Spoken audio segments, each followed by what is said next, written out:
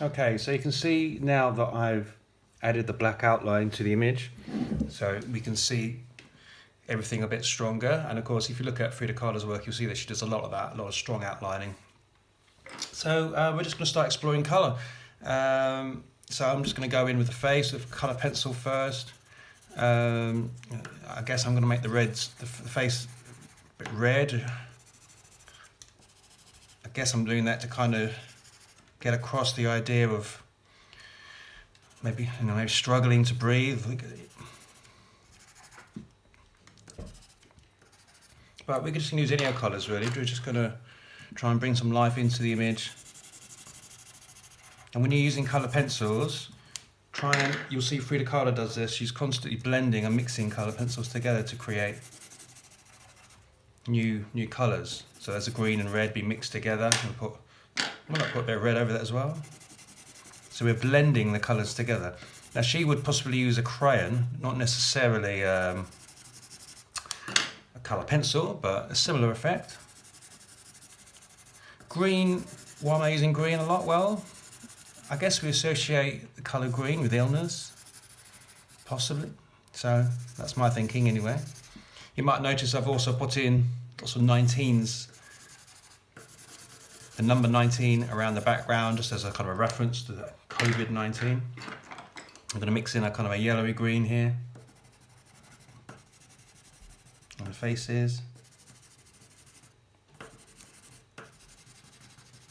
Okay, you'll also notice that in the outlines, I haven't just done the outlines of shapes.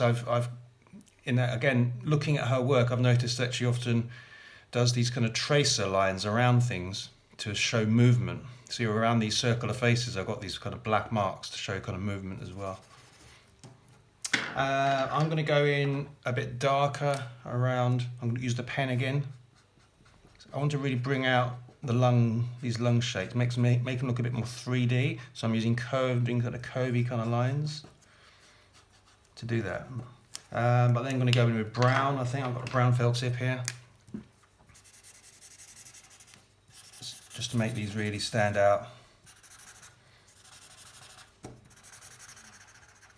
Shading. Now you can work quite quickly.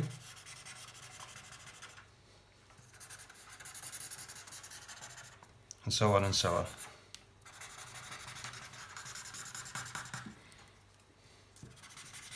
Think about where the darker areas are going to be, so maybe do a darker colour above the eyes.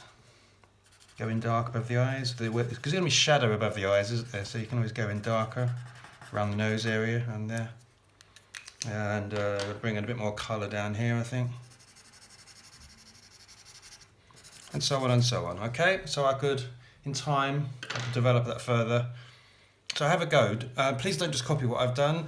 Try and work in the same way, but get your own visual ideas. Think about what's been going on at the moment. It doesn't have to be serious, it could be funny, or thoughtful.